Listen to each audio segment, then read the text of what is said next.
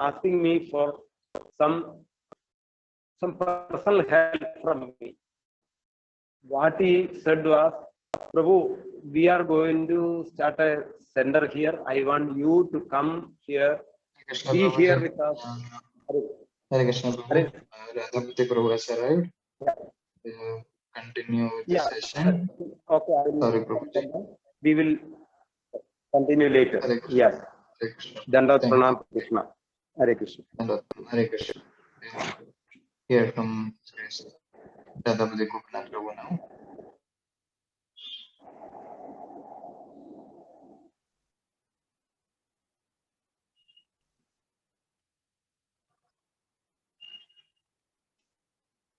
Hare Krishna.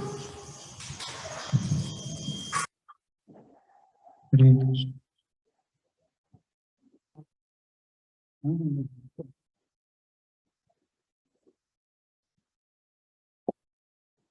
Hare Krishna. We welcome everyone for the today's evening program in our Swan Shiva channel.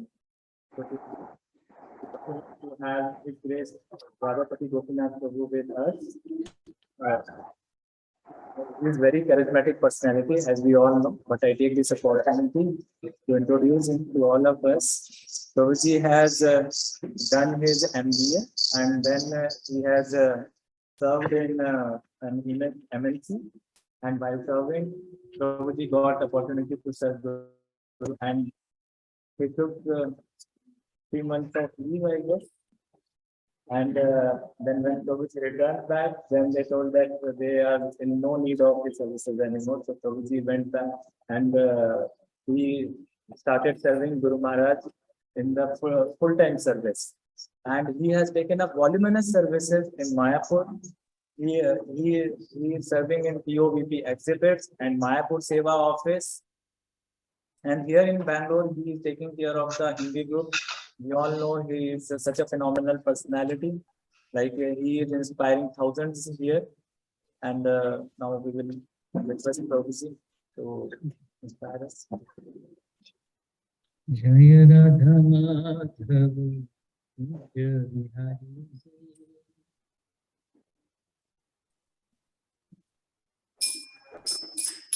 Jaya Radha Madhava Kunja Vihari.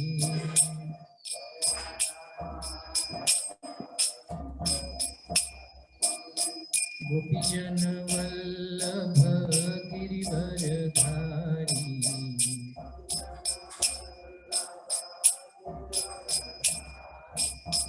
Gopijana Vallabha Girivaradhari.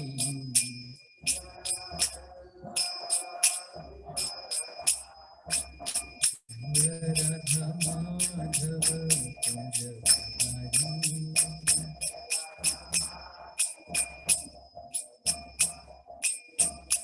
Yasoda Nandana Brajajana Ranjana.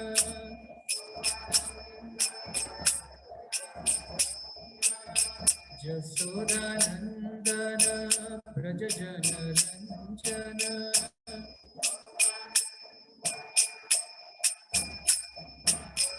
Jamuna Tira Banachari.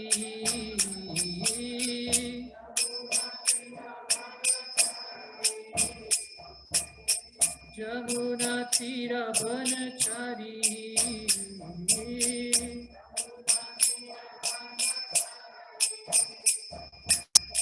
Jaya Radha Madhava Kunja Vihari.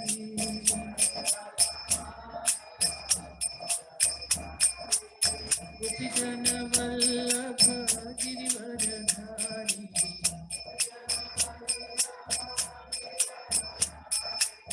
Yasoda Nandana Brajajana Ranjana.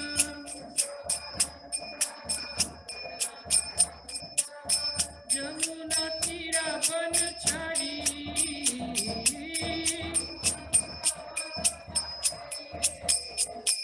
Jaya Radha Madhava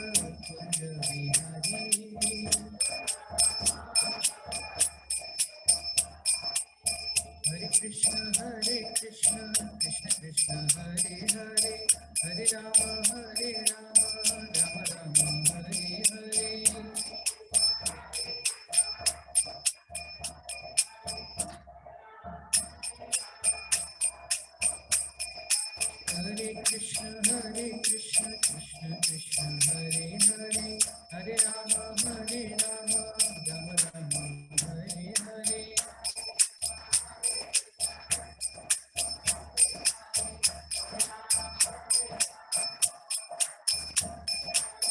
Hare Krishna Krishna Krishna Hare Hare Hare Rama Rama Rama Hare Hare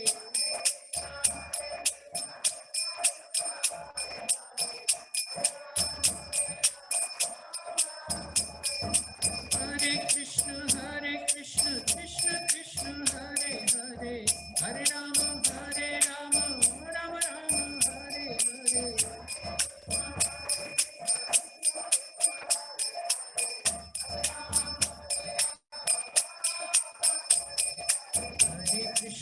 Hare Krishna Krishna Krishna Hare Hare Hare Rama Rama Rama Hare Hare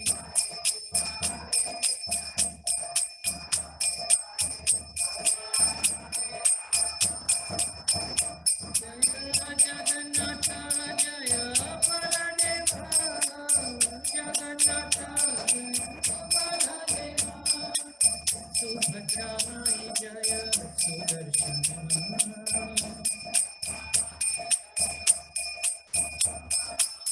Nitai Chaitanya Jaya Nitai Chaitanya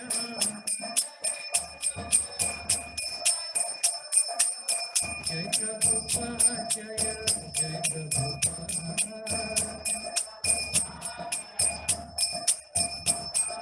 Jaya Gurudev Jaya Jai Gurudev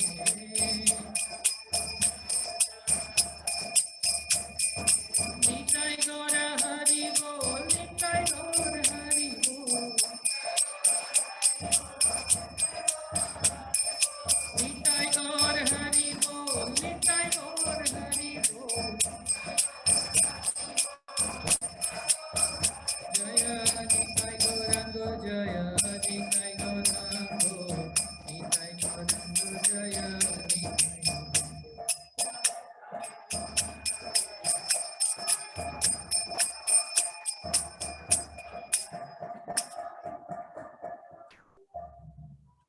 Vishnupada Paramhans Parivrajakaacharya Ashtottara Sat His Divine Grace Abhay Charanarvind Bhaktivedanta Swami Srila Prabhupada की जय नामाचार्य श्रीला हरिदास ठाकुर की जय प्रेम से कहो जय श्री कृष्ण चैतन्य प्रभु नित्यानंद श्री अद्वैत गदाधर श्रीवासादि गौर भक्तवृंद की जय श्री श्री राधा कृष्ण गोप गोपिका श्याम कुंड राधा कुंड गिरिराज गोवर्धन जी महाराज की जय ब्रजभूमि वृंदावन धाम की जय नवदीप मायापुर धाम की जय श्री क्षेत्र जगन्नाथपुरी धाम की जय गंगा मैया की जय जमुना माई की जय तुलसी महारानी की जय समवेत भक्त वृंद की जय अनंत कोटि वैष्णव वृंद की जय all glories to assemble devotees all glories to assemble devotees all glories to assemble devotees all glories all glories to his grace Anadi Jagannath Prabhu.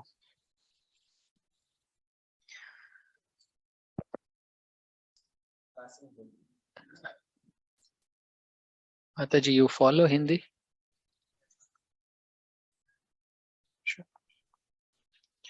Om Namo Bhagavate Vasudevaya Om Namo Bhagavate Vasudevaya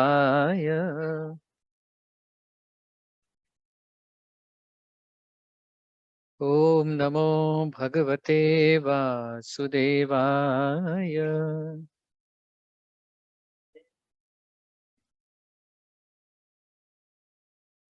तो आप सभी का बहुत बहुत धन्यवाद। हम यहाँ पर कुछ समय के लिए चर्चा करेंगे शास्त्र पर और उसके पश्चात माय वेरी गुड फ्रेंड अनादि जगन्नाथ प्रभु तो आज मैं केवल भागवतम के विषय में चर्चा न करके और भगवद गीता, भागवतम, चैतन्य चरितामृत इन तीनों को एक साथ थोड़ा सा देखने की कोशिश करेंगे। सबसे पहली बात है, ये दोनों आपके बेटे?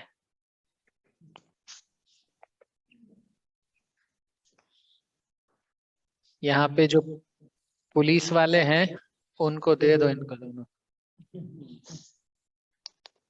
आइए अब हम थोड़ा ध्यान से श्रवण करें। My own voice is echoing.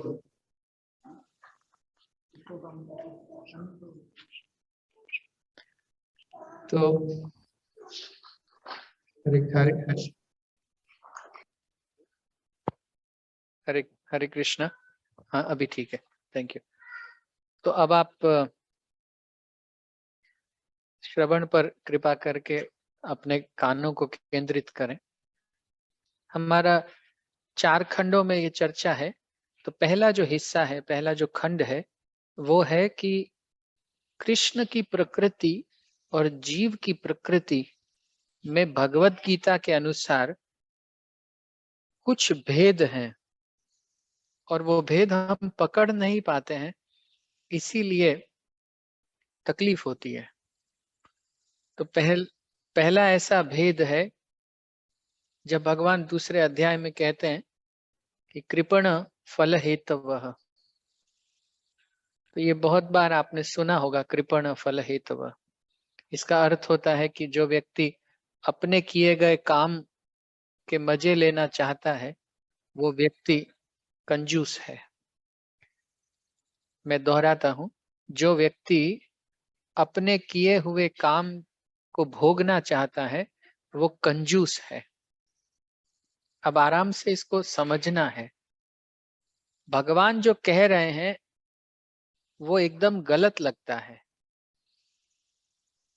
क्योंकि आज मान लीजिए मैंने 2000 रुपए कमाए हैं, तो ये 2000 रुपए मैं मेरे ऊपर खर्च करूंगा।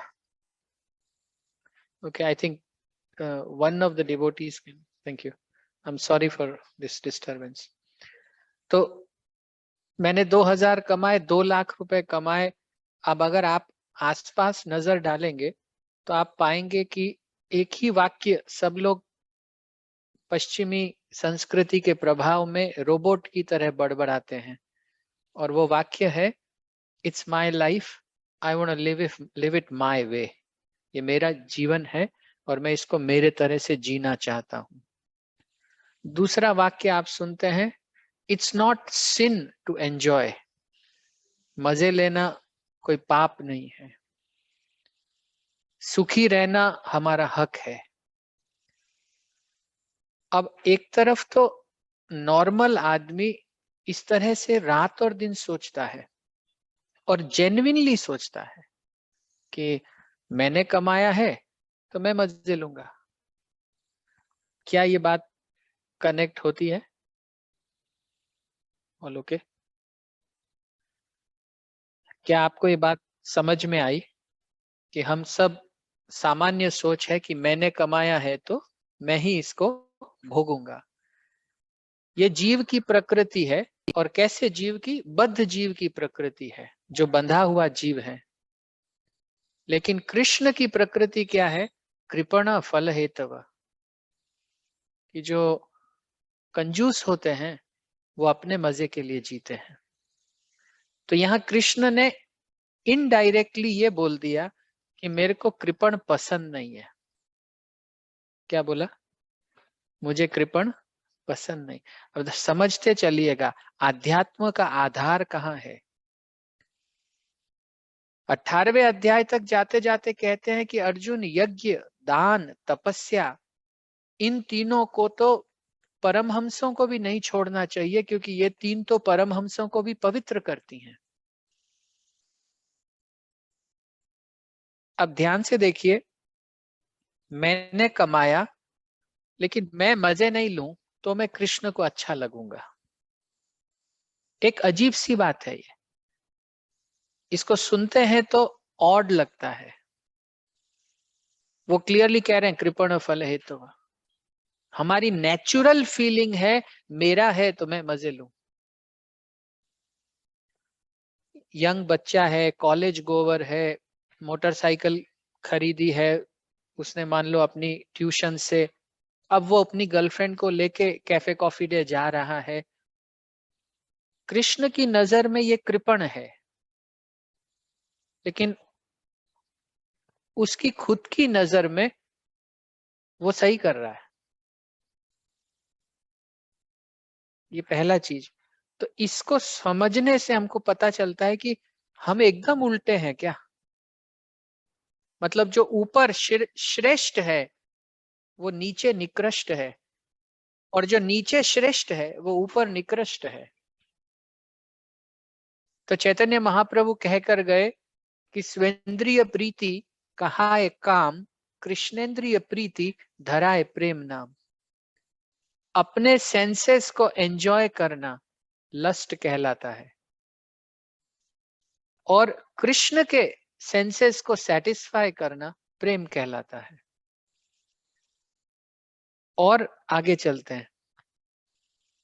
कृष्ण फिर 5वें अध्याय में भगवत गीता में 22वां श्लोक है शायद, वहां ये भी कहते हैं कि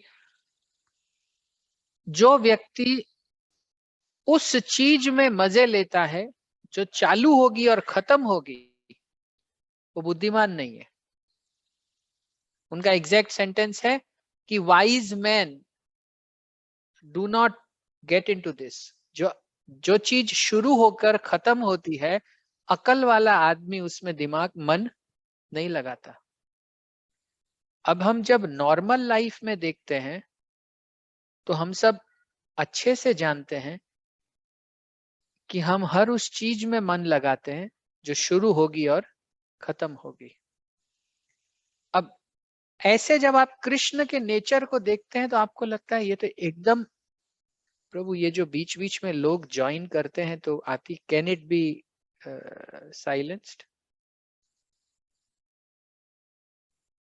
अगर हो सकता हो तो ठीक है। तो जब हम इस तरह से सोचते हैं कि नॉर्मल लाइफ में मैंने अपना कमाया, अपने ऊपर खर्च किया, कृष्ण को क्या प्रॉब्लम है? नॉर्मल लाइफ में अगर मैं किसी भी, हर चीज तो यहाँ जिसको देख रहा हूं चालू होगी और खत्म होगी, तो ऐसे तो मैं कभी किसी को भोग नहीं पाऊंगा, मजे ही नहीं कर पाऊंगा। फिर आगे कहते हैं एवं बुद्धे परम बुद्धा संस्थभ्य आत्मना आत्मना जहिर्शत्रु महाबाहो कामरूपम दुरासदम। उसमें बोल रहे हैं कि अपने आप को मन बुद्धि और अहंकार से परे जान अर्जुन। एवं बुद्धे परम बुद्धवा, और आत्मा में स्थित हो। अब रात और दिन हर चीज इंद्रियों के संपर्क में आ रही है, ऐसे में मैं शरीर हूं, इस भाव के बाहर कैसे जाए? स्थिति ऐसी है कि अगर 2 रसगुल्ले हमारे सामने रख दे, हमने एक खाया तो हम दूसरा खाने के लिए बाध्य होंगे, क्योंकि हमारी जीभ को रसगुल्ला अच्छा लगता है। It's okay, Prabhu. I don't think it's happening now. So, thank you. तो ऐसी अवस्था में हम अपने आप को बॉडी कैसे न माने? डियर डिवोटीज, इन तीनों बातों को बताने का मतलब यह है कि स्पिरिचुअलिटी का जो माइंडसेट है वो मटेरियल माइंडसेट से उल्टा है।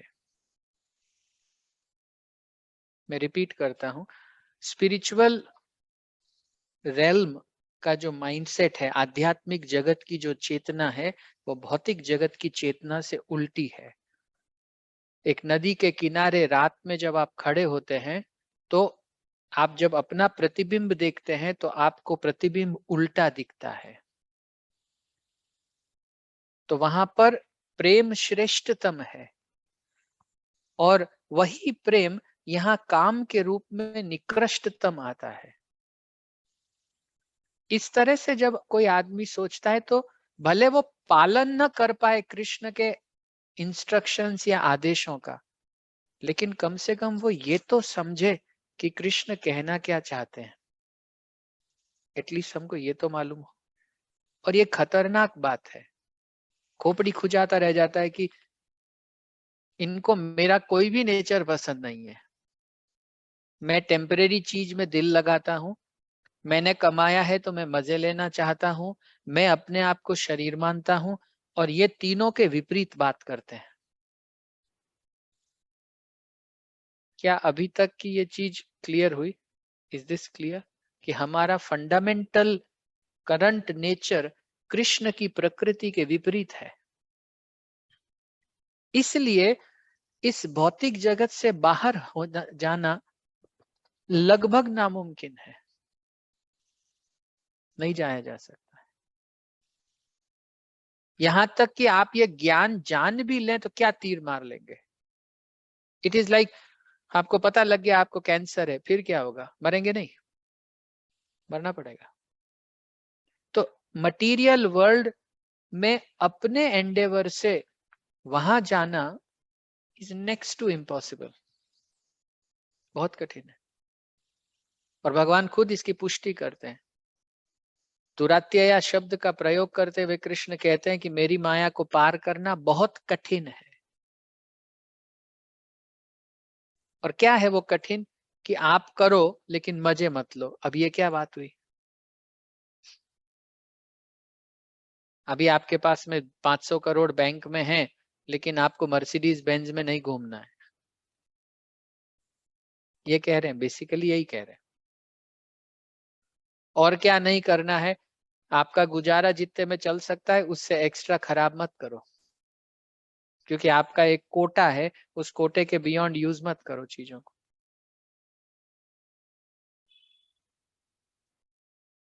जब ये एलिमेंट्री नॉलेज भगवत गीता का इंसान पहली बार पढ़ता है तो उसको समझ में आता है कि ये तो इम्पॉसिबल है, मैं जो करूंगा उसके मजे मैं लूंगा।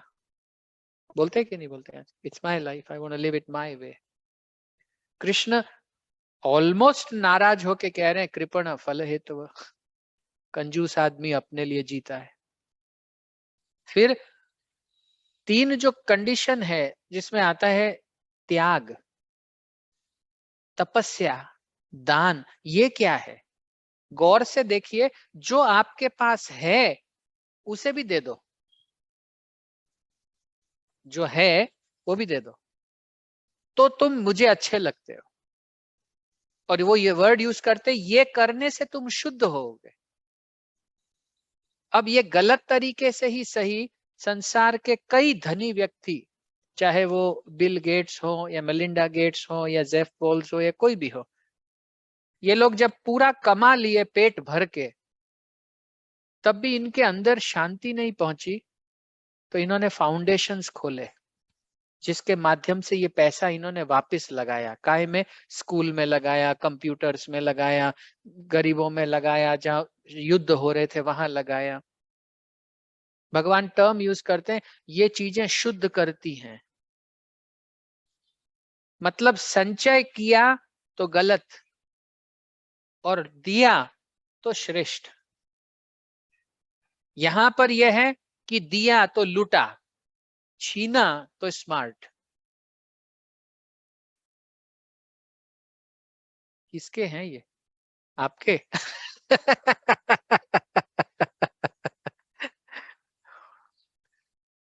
ये मिनी जलधर प्रभुज हैं। So never mind.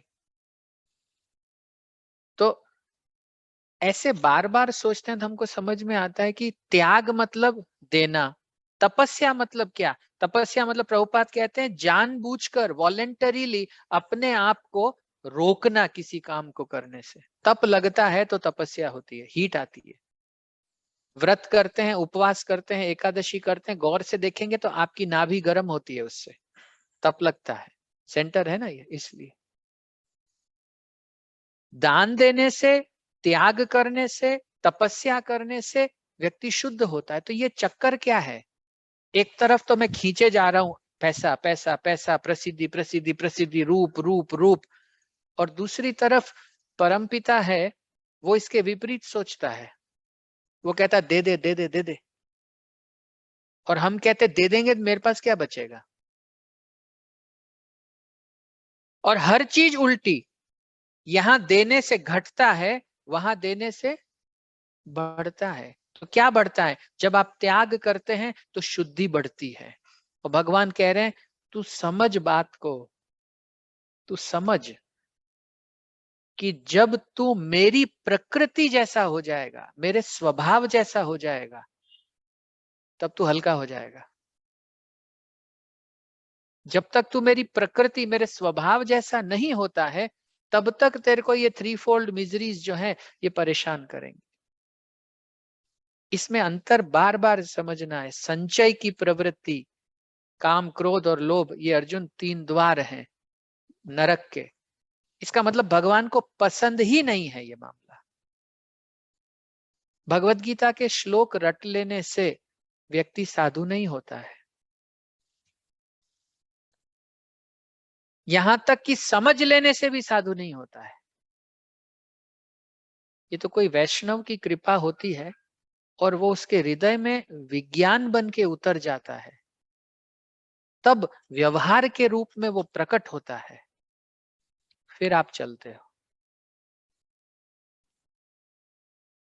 वैष्णव चरण रेणु मस्तक भूषण बिनु और ना ही भूषणेर अंत। वैष्णव के चरण की रज जो है ना, उससे बड़ा कोई आभूषण, कोई ऑर्नामेंट नहीं है। तो जब हम इस तरह से थोड़ा सा लिटिल बिट, थोड़ा सा दिमाग लगाते हैं, तो हमको ये उल्टा सीधा दिखता है कि जो कृष्ण को पसंद है वो हमको ना पसंद है। You understood? जो कृष्ण को अच्छा लगता है वो हमको बुरा लगता ही लगता है।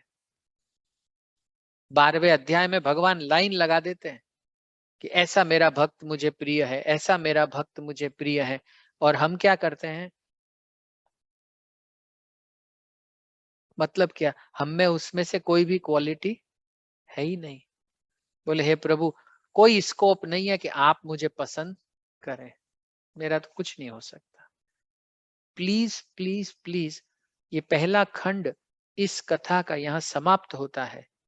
और इसमें से जो टेक अवे है, जो पाठ सीखना है, वो ये है कि कृष्ण की प्रकृति हमारी प्रकृति से उल्टी है। वो ऐसे हैं कि लुट जाते हैं। सुदामा को 3 मुट्ठी चावल के बदले में त्रिलोकी देने चले थे। ये उनका स्वभाव है।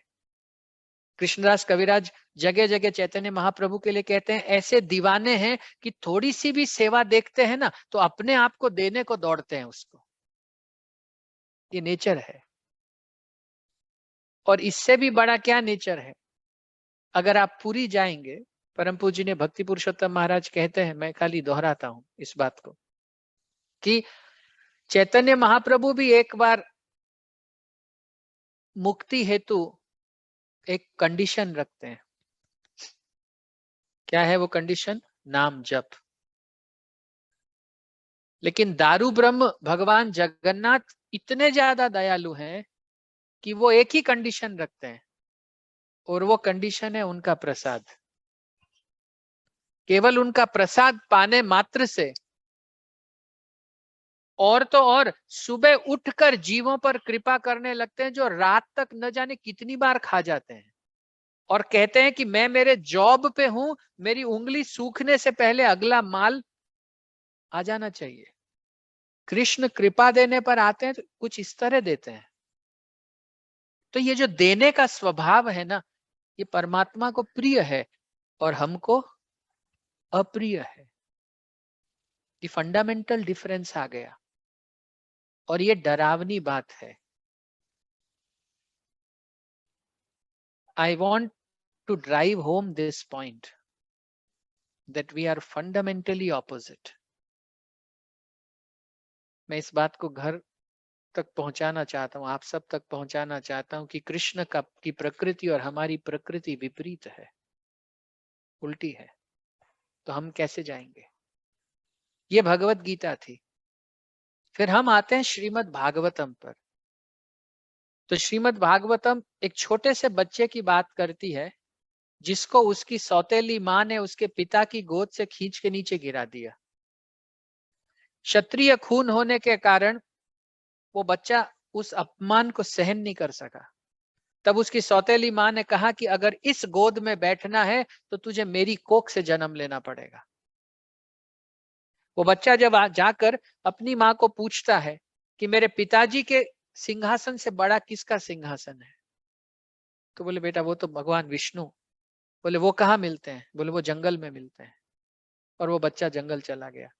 रास्ते में नारद मुनि ने जब उसको रोका, तब नारद मुनि कहते हैं माता पिता तो डांटते ही हैं, ध्रुव वापस चला जा। और ध्रुव क्या कहता है, अगर आपको पता है कि विष्णु कहाँ मिलेंगे तो बताइए, नहीं तो मेरा समय व्यर्थ मत कीजिए। अब ये ललक देखकर ओम नमो भगवते वासुदेवाय का मंत्र देकर नारद मुनि ने ध्रुव को भेजा। पहले महीने फल खाए, कंदमूल खाए, दूसरे महीने जड़ें खाई, पत्तियां खाई, तीसरे महीने पानी पर रहे, चौथे महीने हवा भी रोक दी। 6 महीने के अंदर अंदर, और जब ध्रुव ने हवा रोकी मतलब सांस लेना रोका, तो संसार के सब प्राणियों की सांस रुकी।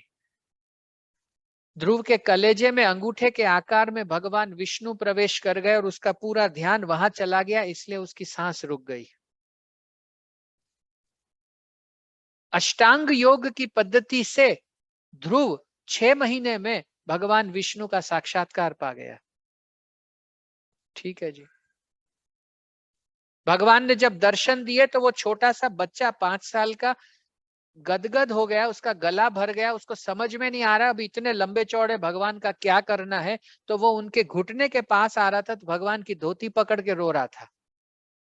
और ऐसे में भगवान ने जब शंख उसके सर पे रखा, तब सारा वैदिक ज्ञान ध्रुव के हृदय में उतरा। और ध्रुव ने स्तुति करते हुए कहा कि मैं हीरा छोड़ के और कांच की गोलियां मांग रहा था। ठीक है, हम समझे। हम ये भी समझे कि इसी भागवतम में प्रहलाद महाराज की भी चर्चा होती है, जो अथाह पीड़ा सहन करके भी विचलित नहीं होते हैं। हमने ये भी देखा कि इसी भागवतम में महाराज पृथु की चर्चा होती है, वृत्रासुर की चर्चा होती है। लेकिन इन सब में आप कुछ दिव्य गुण कॉमन देखते हो। सततम कीर्तयन्तो माम यतन्तश्च दृढ़ व्रत। इनका डिटर्मिनेशन बहुत मजबूत होता है।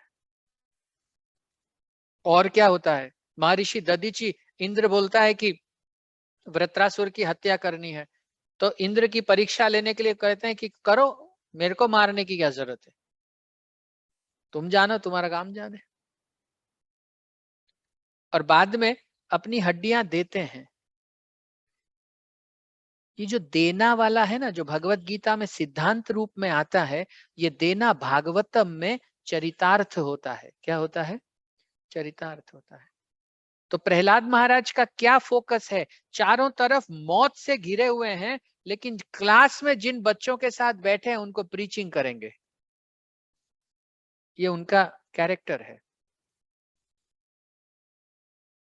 लेकिन डियर डिवोटीज, ये जो भक्त थे, ये जिस युग के थे, जिस काल के थे, और इन्होंने जो पद्धतियां ली, भक्ति योग ही था वो, परंतु ये आज हमसे ना सध पाएगा। Okay, you need something. Okay, हमसे ध्रुव महाराज के पद चिन्हों का अनुसरण, प्रहलाद महाराज के पद चिन्हों का अनुसरण अगर हम करने जाएंगे तो भी थोड़े टाइम बाद थक जाएंगे हम। ऐसी हमारी हालत है। इसलिए भागवतम भी जब समाप्त होने लगती है, तब अंत में घोषणा करती है, नाम संकीर्तनम यस्य। भगवान के नामों का दिव्य संकीर्तन करना और भगवान को प्रणाम करना, इससे क्या होता है, ये जो त्रिविध ताप लग रहे हैं, इनका समूल नाश हो जाता है। समस्त विधियों को, आत्म साक्षात्कार और भगवत साक्षात्कार की सारी तरीकों से हटके और नाम संकीर्तन पे लाके भागवत चुप हो जाती है। निष्कर्ष निचोड़ भागवत का कहाँ आता है? 12वें स्कंद के उस अंतिम श्लोक में, जो क्या कहता है, जहां भगवान का नाम होता है, जहां भगवान को प्रणाम होता है, उस व्यक्ति के समूल पापों का नाश होता है। इसलिए उन भगवान को प्रणाम कर, मन मना भव मदभक्ता मद्याजी माम नमस्कुरु। लेकिन चैतन्य चरितामृत की सुंदरता ऐसी है कि जो भगवत गीता कहती है कि भाई देना सीख, उस देने के उदाहरण भागवत में दिखते हैं। परंतु उदाहरणों से केवल प्रेरणा मिलती है। क्या मिलती है? कलयुग में इसको कैसे करेंगे? चैतन्य चरितामृत यहां से चालू होती है। लोग सामान्यतया ये समझते हैं कि चैतन्य चरितामृत मतलब भगवान श्री कृष्ण चैतन्य के चरित्र का अमृत, लेकिन ये चैतन्य चरितामृत का विस्तृत अर्थ नहीं है। प्रभुपाद इसका विस्तृत अर्थ कहते हैं, दिव्य आत्मा भगवान के साथ जैसा व्यवहार करती है वो अमृत चैतन्य चरितामृत है। मतलब जब हम मुक्त अवस्था में होते हैं और कृष्ण को नित्य सेवा देते हैं और प्रेममयी आदान प्रदान करते हैं, वो जो अवस्था है वो चैतन्य चरितामृत है। तो 500 वर्ष पूर्व चैतन्य महाप्रभु जब पधारे और नाम संकीर्तन आंदोलन उन्होंने चलाया, तब न तो हमको विश्वामित्र की तरह ध्यान धारणा समाधि तक जाना है, न हमें ध्रुव महाराज की तरह जाना है, न हमें महाराज पृथु की तरह जाना है, जो कि सन्यास के बाद गए तो उन्होंने अपने प्राण को अष्टांग योग की विधि से सर पे लिया और सर से बाहर निकाल दिया। हमें सिर्फ प्रेरणा होती है कि ऐसे ऐसे भक्त हुए थे, पर आज हमारी बुद्धि, हमारी आयु, हमारा बल सब बहुत क्षीण हो चुका है। थोड़ा कॉमन सेंस से सोचेंगे तो हम वो बैच हैं जो न सतयुग में पास हुए, न त्रेता में, न द्वापर में। हम महाफिसड्डी बैच हैं। हम कलयुग तक आ गए हैं, उधर नहीं पहुंचे, मैं शामिल। ऐसी चैतन्य चरितामृत जो है, शुरुआत ही यहां से करती है कि महाप्रभु का प्राकट्य होने की घड़ी ही ऐसी है कि मुसलमान हो चाहे हिंदू हो, नास्तिक हो चाहे आस्तिक हो, या तो इशारे से या मजाक से हर व्यक्ति क्या कह रहा है? हरे कृष्ण कृष्ण कृष्ण हरे हरे, हरे राम राम राम हरे हरे। हर व्यक्ति यही कह रहा है। तो जो भगवत गीता ने त्याग यज्ञ, तो कौन सा यज्ञ है? ये जप यज्ञ है। ये जप यज्ञ इस समय इस कलयुग में कैसे किया जाएगा? तो सम्यक कीर्तन इति संकीर्तन। जब एक साथ मिलकर कीर्तन करते हैं तो उसको संकीर्तन कहते हैं। तो ये संकीर्तन आंदोलन जो है, इसको कैसे किया जाता है, ये बात चैतन्य चरितामृत में हरिदास ठाकुर के चरित्र से पता चलती है, मुरारी गुप्ता के चरित्र से पता चलती है, वासुदेव घोष के चरित्र से पता चलती है, स्वरूप दामोदर के चरित्र से, रूप गोस्वामी के, सनातन गोस्वामी के, लाइन लगी हुई है। और एक एक से बढ़ के सबका चरित्र है। हरिदास ठाकुर का चरित्र नाम आचार्य के रूप में चैतन्य चरितामृत में जब पढ़ते हैं तो समझ में आता है कि कलयुग में वही श्लोक, हरेर नाम हरेर नामेव केवलम कलौ नास्तैव नास्तैव नास्तैव गतिरन्यथा। तो समस्त विधियां भगवत साक्षात्कार की, गॉड रियलाइजेशन के सारे प्रोसेस इफेक्टिव है, काम करते हैं, लेकिन इस कंडीशन में बहुत मुश्किल से करेंगे। आपको बात समझ? जैसे बुलेट होती है ना, उसकी किक मारो तो तकलीफ होती है, लेकिन आजकल ऑटो स्टार्ट हो गया है और हम अब ऑटो स्टार्ट वाले हैं। हमारी पैर इतने कमजोर हैं कि बुलेट की किक वापस हिट करती है तो पैर के फ्रैक्चर आता है। तो ऑटो स्टार्ट वाली जनरेशन है, तो हमको पता होना चाहिए कि सबसे शॉर्टेस्ट और सबसे इफेक्टिव क्या है। अंतिम बात मैं बताता हूं। 14 लोक जो हैं ब्रह्मांड में, वो चेतना के 14 पायदान हैं। जब आप उच्चतम पायदान पे जाते हैं, ब्रह्म लोक पे, तो वहां प्योर इंटेलिजेंस है, वहां माइंड नहीं है, जस्ट प्योर इंटेलिजेंस। इमेजिन कितनी शांति होगी। जब आप स्वर्ग के और सत्यलोक के बीच महर जन और तपलोक के बारे में सोचते हैं तो मन की सत्ता महर में ज्यादा, जन में कम, तप में और कम, सत्यलोक में गायब। तो 14 पायदान हैं चेतना के, और उसमें भी आप अगर कर्म योग, ज्ञान योग या ध्यान योग से करेंगे तो प्रगति करेंगे, पक्का प्रगति करेंगे, आप उच्चतर जाएंगे। प्रभुपाद ने कहा गांधी के लिए भी, he was pious, he must have gone to higher planets. लेकिन Prabhupada did not say he went to Krishna. Dear devotees, यहाँ पर क्लाइमेक्स आता है। परम पूजनीय जयपताका स्वामी गुरु महाराज बार बार इसको गाते हैं, परम करुणा पाहु दुई जन निताई गौर चंद्र। क्या है वो परम करुणा? कि ये एक स्टेप, दूसरी स्टेप, तीसरी स्टेप, चौथी स्टेप, कुछ नहीं। एक शक्त्यावेश अवतार को भेजा भक्तिवेदांत स्वामी श्रील प्रभुपाद को, जिन्होंने कहा कि अगर मेरे कहने पर 16 माला और 4 नियम सारी उम्र कर लोगे तो मैं पिछले दरवाजे से भी तुमको अंदर ले जाऊंगा, पर मैं ले जाऊंगा। In one life time we all can go back to Krishna by the mercy of our founder Acharya. हम अपने संस्थापक आचार्य की कृपा से एक ही जीवन में वापस जा सकते हैं। तो जो भगवत गीता में हमने सुना था उससे हमारा कलेजा भारी होता है, ये कैसे करेंगे? भागवतम में जब हमने सुना या देखा तो लगता ओह इन लोगों ने तो किया, बहुत बढ़िया बहुत बढ़िया। लेकिन चैतन्य चरितामृत हमें दिखाती है कि तुम भी कर सकते हो, चालू हो जाओ, चालू हो जाओ। क्यों? क्योंकि गौरनीताई बहुत दयालु हैं और उन्होंने अपने संस्थापक शक्त्यावेश के रूप में प्रभुपाद को भेजा है। प्रभुपाद के पीछे पीछे आ जाओ। तो कंक्लूजन ये है कि लंबा रास्ता लेके अपने आप को ज्यादा इंटेलिजेंट नहीं समझना है। क्या कंक्लूजन है? लंबा रास्ता लेके अपने आप को ज्यादा इंटेलिजेंट नहीं समझना है। अगर नाम संकीर्तन का प्रोसेस छोटा बच्चा भी पकड़ता है, उसमें भी दिव्य प्रेम के लक्षण प्रकट होते हैं। न पढ़ाई, न रूप, न गुण, न कुल, न कुछ भी मायने नहीं रखता है। तब लोग इसको आसानी से सीख सकते हैं, प्रैक्टिस कर सकते हैं। तो इसलिए मैं आपसे यही निवेदन करूंगा कि आज की इस कथा से मेरा अभिप्राय यह है कि अपने प्रोसेस को कभी डाउट मत करिए। आप जिस मार्ग पे चल रहे हैं इससे सरल और मार्ग हो नहीं सकता। ठीक है? और दूसरी बात, इससे इफेक्टिव भी और दूसरा नहीं हो सकता।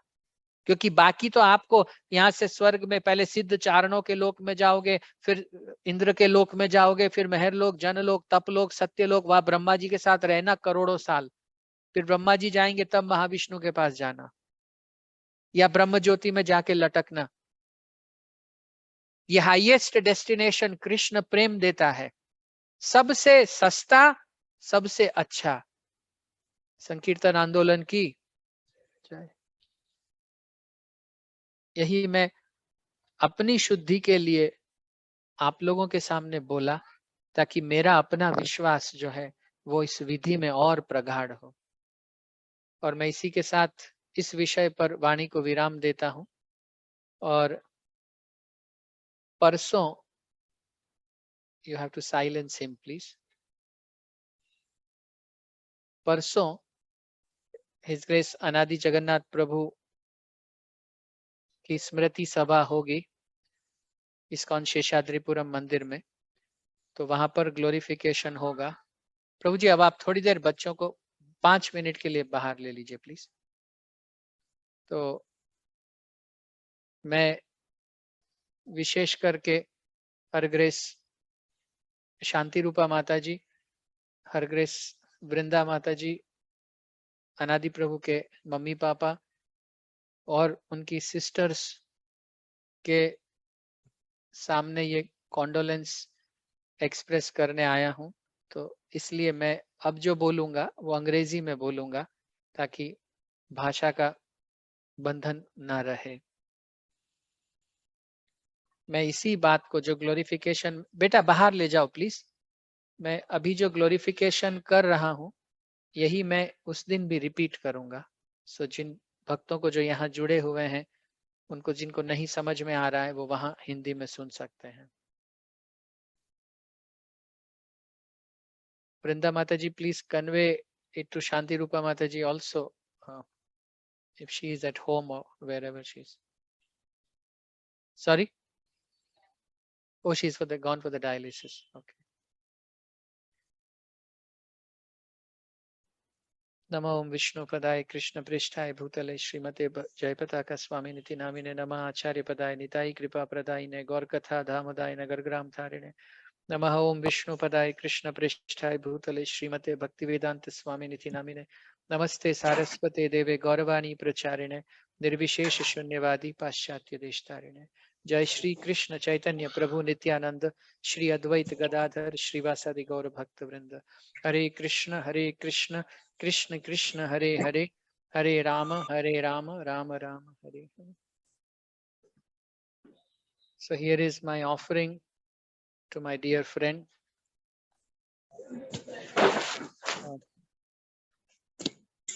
I will just put some devotees on mute. 1 second. Am I the host? Yes. Okay. Thank you. So naturally, hearing about Anadi Prabhu's passing away or sudden departure is heartbreaking for the devotee community of the global ISKCON society. I would like to share something which I have yet not shared with perhaps any of you. When His Holiness Bhakticharu Swami Maharaj departed from this world, we were in great anxiety in Sridham Mayapur. That evening was very heavy on us when we were hearing continuously, Maharaj is there, Maharaj is not there, Maharaj is there, Maharaj is not there. And then eventually the news came that Maharaj has departed. But I never thought, like many of you, that I would feel such affection for Maharaj. I barely talked to him a couple of times. Once before leaving for US, in Mayapur Executive Board meeting, I gave him a presentation for the Global Digital Rath Yatra. And that was my last conversation. He was so happy and blissful. And all he said was, my all blessings with the whole team. But one miraculous thing happened.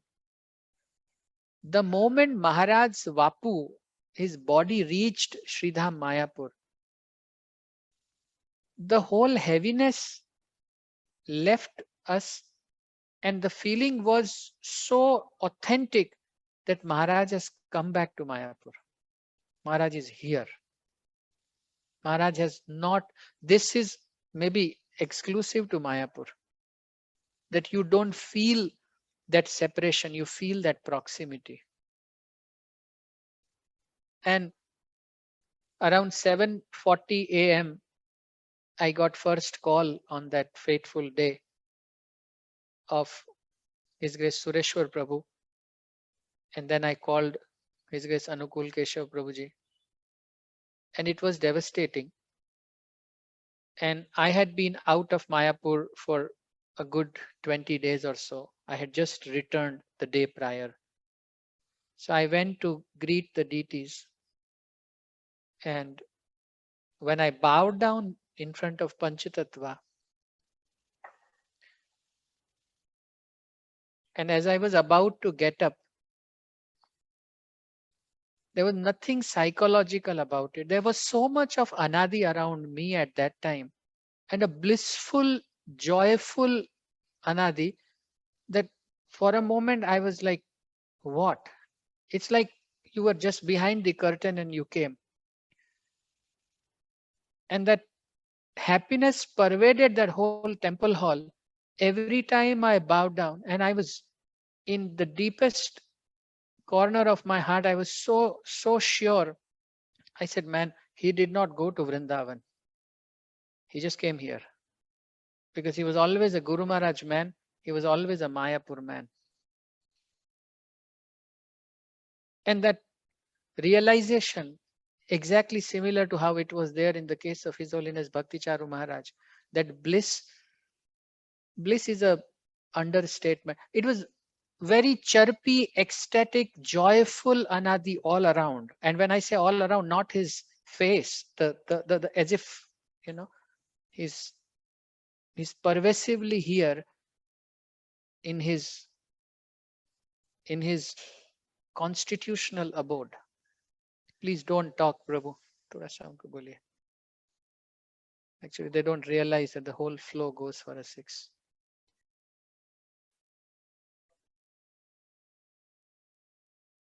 So, no, it's okay. Okay. And then when I read His Holiness Jayapataka Swami Guru Maharaj's quote, because on my own, it would be speculative to give any such statement. So I wouldn't have shared. But when Guru Maharaj said Anadi got shelter at Lord Krishna's feet, Guru Maharaj doesn't console. There have been many demises in which he said, please pray for the higher destination. Please pray for the family. So it's not a consolation taking place. His statement, and that statement naturally is true. So when I read that, then I was convinced that, you know, it is the case. And many a times Mataji and Anadi Prabhu, we met in Mayapur, perhaps more in Mayapur than in Bangalore, in office, at home. And he was very sophisticated, very sober, but he would persevere. While coming here, I was checking what was my last interaction with him.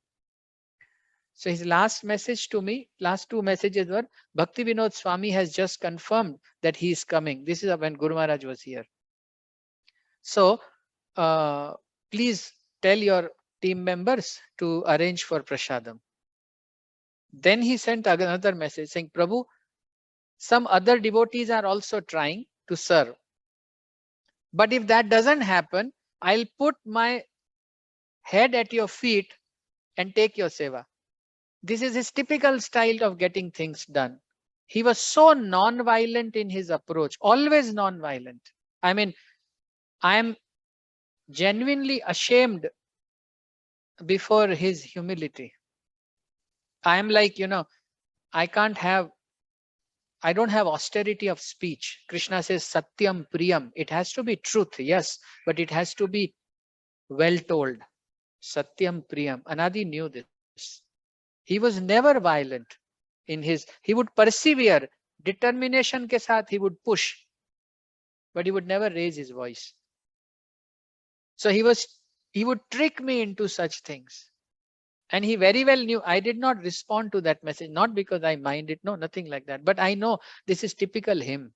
This is how he is. He would, you know, get things done and will be least violent in the whole effort. When I came to Bangalore, Anukul Keshav Prabhu connected me with him. And it was he who introduced me to all the circle leaders. People say that I did the first Janmashtami in Freedom Park. But truth was that first Anadi Prabhu sent Tattvavit Nimai.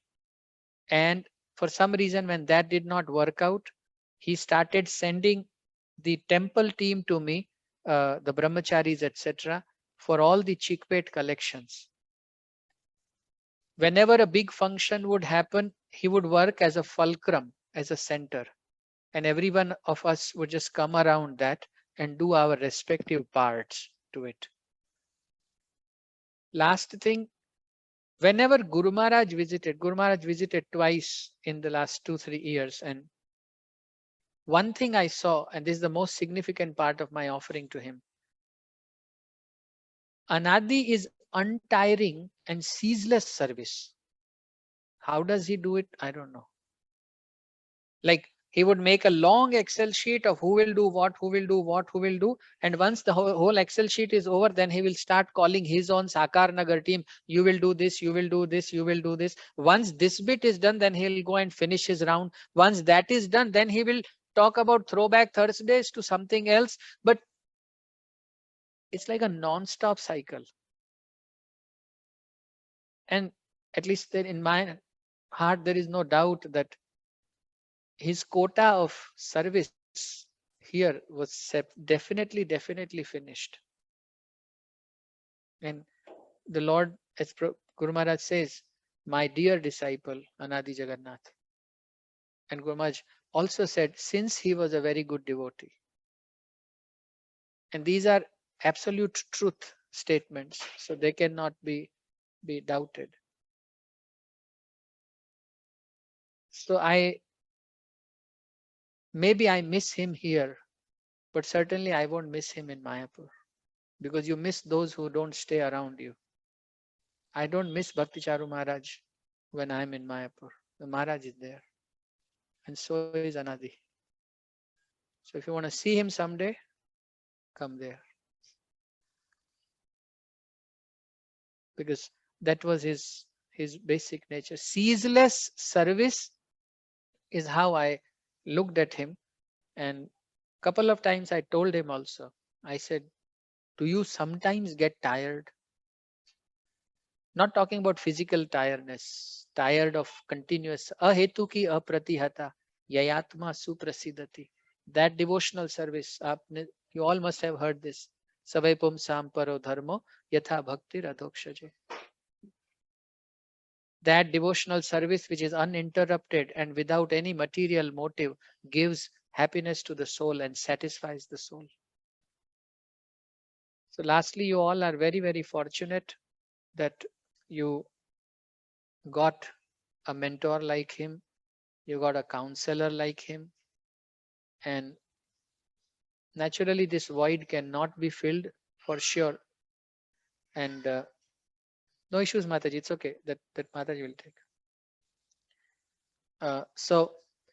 But having said that, please let there be Anadi in each one of you in terms of his conduct. Gauranga guner nidhi kotha gela pavo. One who brought the good qualities, the abode of good qualities of Lord Mahaprabhu. Where will I get that association again? So I look at him from that perspective. So ceaselessly you all also serve, and I visit this place barely for 9 days a month. So not that much I can help or offer, but Mataji, Vrinda Mataji is there. I'm sure Anukul Keshav Prabhu is there. All the leaders are there. And me and my circle are also invariably committed. Whatever help, whatever service we can render, we are a shout away. Let us know. And we would just be happy to serve those who Anadi preached to. On behalf of ISKCON Sheshadripuram Temple President, His Grace Anukul Keshav Prabhu, and also on behalf of my circle, Janava Jivan Kripa Circle, for the upcoming Janmashtami, we would like to offer 1 lakh rupees to Srivasangan so that you all can celebrate Janmashtami and give the flavor of Janmashtami to the residents of this area. Thank you so much. Srila Prabhupada ki jai, Srila Guru Maharaj ki jai, His Grace Anadi Jagannath Prabhu ki, आप सभी भक्त वृंद की जय।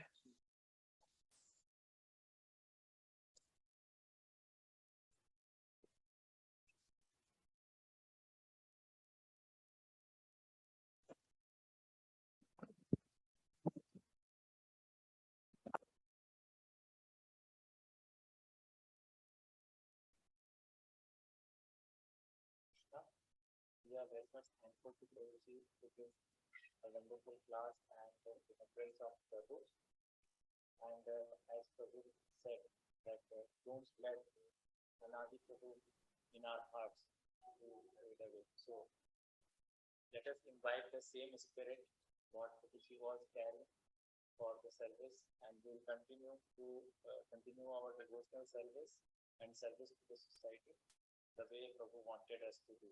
And we are very much grateful to Prabhuji and ISKCON Seshadri Puram for their help for us in the Janmashtami festival. Thank you, Prabhuji. Let us chant one time Hare Krishna and Prabhuji. Hare Krishna, Hare Krishna, Krishna Krishna, Hare Hare, Hare Rama, Rama Rama, Hare Hare.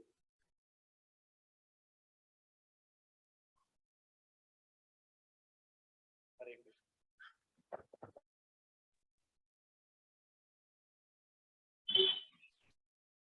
Hare Krishna Prabhuji, Sanatiji, thank you for joining. Tomorrow 4:30 p.m. onwards, we'll have Smriti Sabha in Srivas Angan. Please join us online, if possible, physically in Srivas Angan, or if not, at least through Zoom online. Please join us. We'll have from 4:30 p.m. onwards tomorrow evening. And on Sunday morning, as Prabhu said, we have Smriti Sabha in ISKCON Seshadri Puram. Please join us wherever possible. So we'll hear more about Prabhu. Thank you. Hare Krishna, Prabhu, for joining. Hare Krishna, Mataji. Hare Krishna, Krishna Krishna, Hare Hare, Hare Rama, Rama Rama, Hare Hare. Vanchakalpatarupesya Kapahantadevaccha Pastanam Pavanebhyo Vaishnavibhyo Namo Namah. Paripurna Prabhupada ki jai, ISKCON Guru Vrinda ki jai, Sri Sanatana Jagannath Prabhu ki jai, Upasthit Bhakta Vrinda ki jai. Thank you, Prabhu and Mataji. See you all tomorrow again. Meenakshi Mataji, in the meeting, please.